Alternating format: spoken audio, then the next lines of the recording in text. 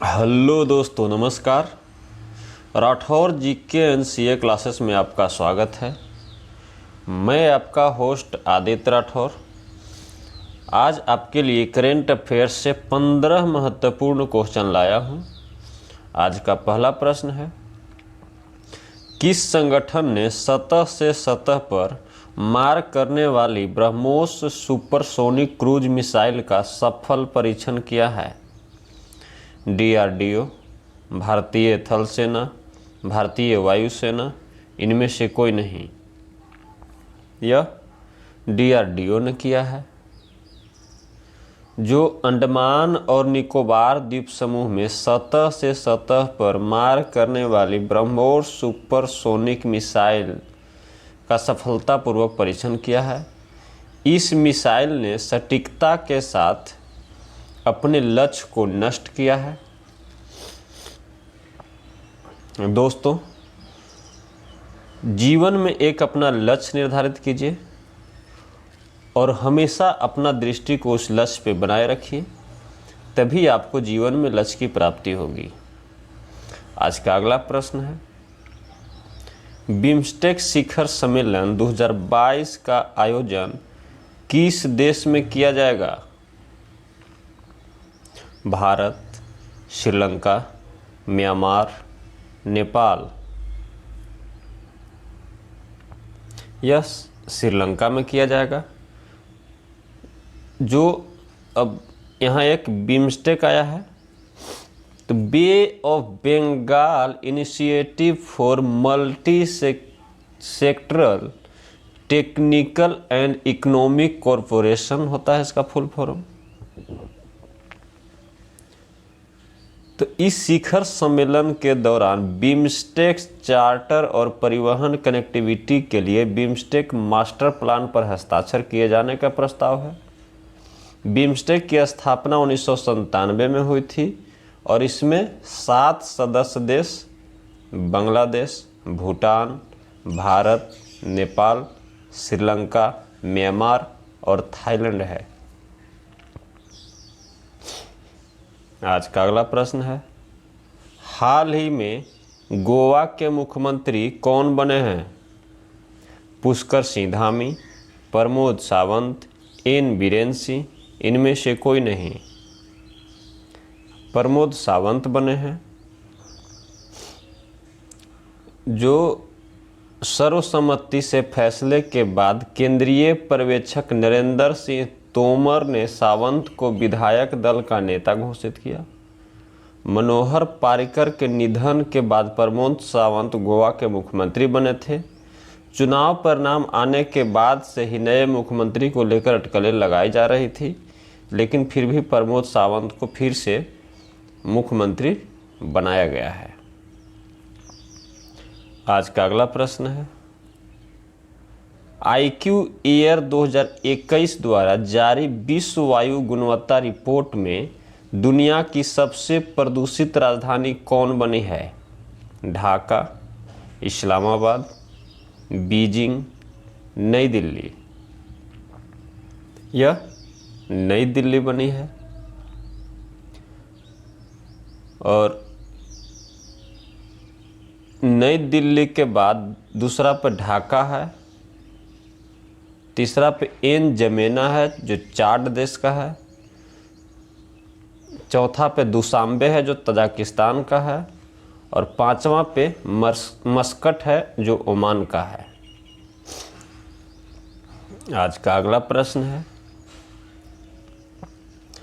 Gulf निवेश सम्मेलन 2022 का आयोजन कहाँ हुआ है? नई दिल्ली, लेह, श्रीनगर, लखनऊ। यह श्रीनगर में हुआ है। जो हांगकांग, संयुक्त अरब अमीरात और सऊदी अरब की 33 कंपनियों के प्रतिनिधि जम्मू कश्मीर में निवेश के लिए बढ़ती स्थिति का आकलन करने के लिए श्रीनगर पहुंचे थे। जो एक गल्फ बिजनेस समिट में भाग लिए थे। दोस्तों, जो मेरे चैनल पे पहली बार आए हैं, कृपया सब्सक्राइब कर लें और जो सब्सक्राइब कर लिए हैं, लाइक शेयर और कमेंट करके यह बताना न भूलें कि आपको वीडियो कैसा लगता है। कार्बन न्यूट्रल खेती के तरीकों को शुरू करने वाला भारत का पहला राज्य कौन बना है? हिमाचल प्रदेश, गुजरात, तमिलनाडु, केरल। यह केरल बना है। जो पहले चरण में कृषि विभाग और आदिवासी क्षेत्रों के तहत 13 फार्मों में कार्बन न्यूट्रल खेती लागू की जाएगी और अलुआ स्थित स्टेट सीड फार्म को कार्बन न्यूट्रल फार्म में बदलने के लिए कदम उठाए जा रहे हैं। दूसरे चरण में सभी 140 विधानसभा क्षेत्रों में मॉडल कार्बन न्यूट्रल फार्म विकसित किए जाएंगे। आज का अगला प्रश्न है, हाल ही में पद्म भूषण सम्मान पाने वाले पहले पैरा एथलीट कौन बने हैं? प्रमोद भगत, भावना पटेल, देवेंद्र झाझरिया, अवनी लेखरा। यह देवेंद्र झाझरिया बने हैं। उन्होंने एथेंस और 2016 रियो खेलों में 2004 पैरालंपिक में स्वर्ण और 2020 में टोक्यो ओलंपिक में एक रजत पदक सहित कई पैरालंपिक पदक जीते हैं, जिनके वजह से इन्हें पद्म भूषण सम्मान से सम्मानित किया गया है। आज का अगला प्रश्न है, हाल ही में किसने धूसर जल प्रबंधन के लिए सुजलाम 2.0 अभियान शुरू किया है? Narendra Modi, Rajnath Kovind, Amit Shah, Gajendra Singh Shekhawat.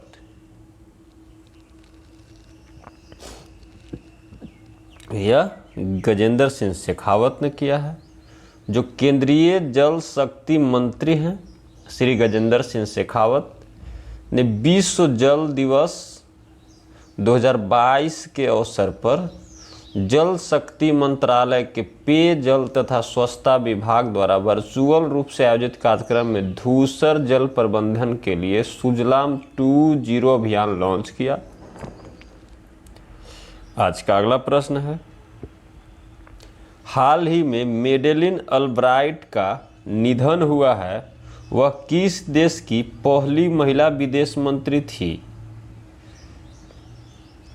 America, England, Australia, New Zealand.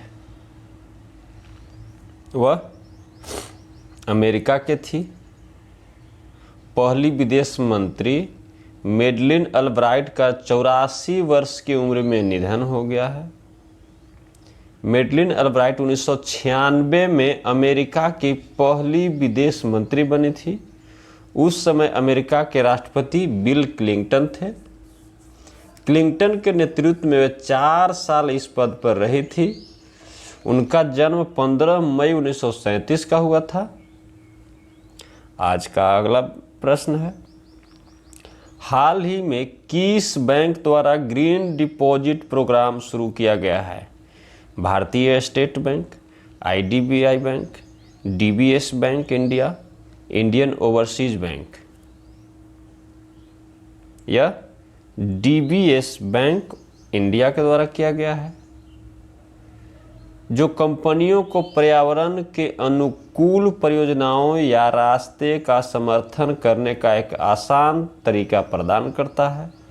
DBS bank विश्व स्तर पर कुछ बैंकों में से एक है जो टिकाऊ और पर्यावरण के अनुकूल हरित क्षेत्रों को ऋण और व्यापार ऋण समाधान प्रदान करके सतत विकास लक्ष्यों को एकीकृत करता है और अब एक ग्रीन डिपॉजिट उत्पाद पेश कर रहा है।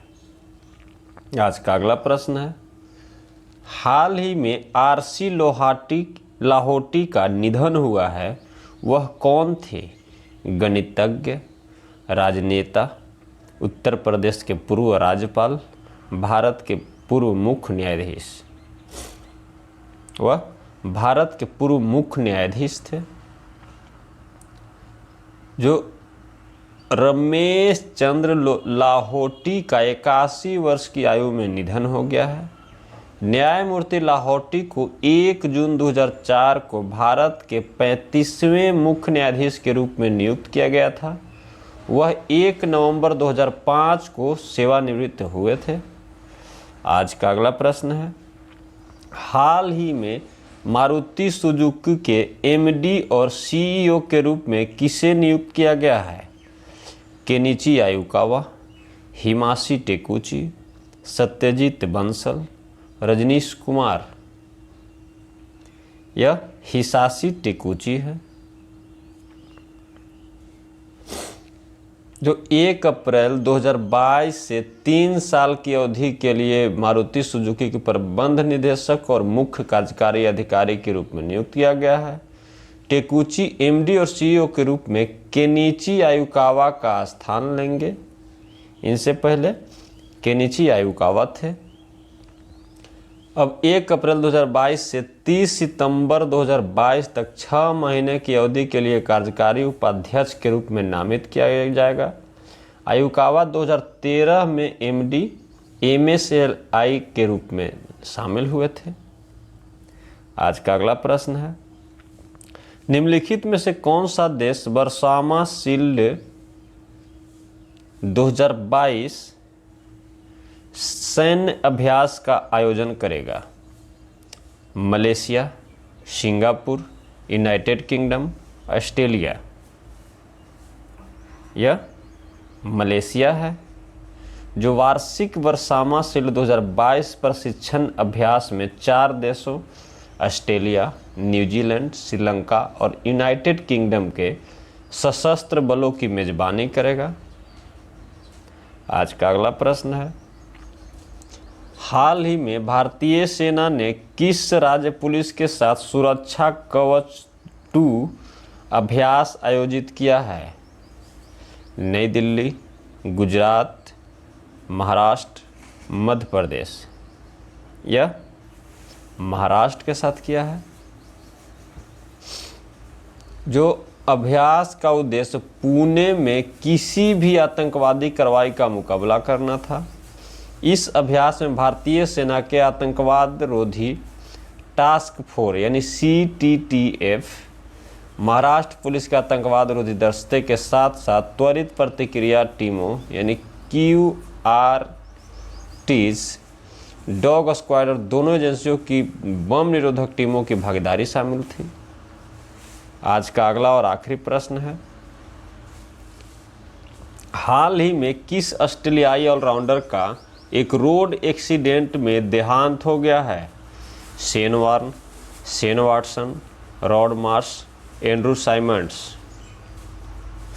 या एंड्रू साइमंड्स का एक रोड एक्सीडेंट में निधन हो गया है। जो 46 वर्ष के थे। वह 26 टेस्ट, 198 ODI और 14 T20 इंटरनेशनल खेले थे। इस वर्ष ऑस्ट्रेलियाई क्रिकेटरों में पहले रॉड मार्श का निधन हुआ था, फिर शेन वार्न का अचानक निधन हुआ था, इसके बाद अब एंड्रू साइमंड्स का निधन हुआ था। ऑस्ट्रेलियाई क्रिकेट को इस वर्ष बहुत बड़ा झटका लगा है। इसी के साथ आज का वीडियो यहीं समाप्त होता है। जय हिंद, जय भारत।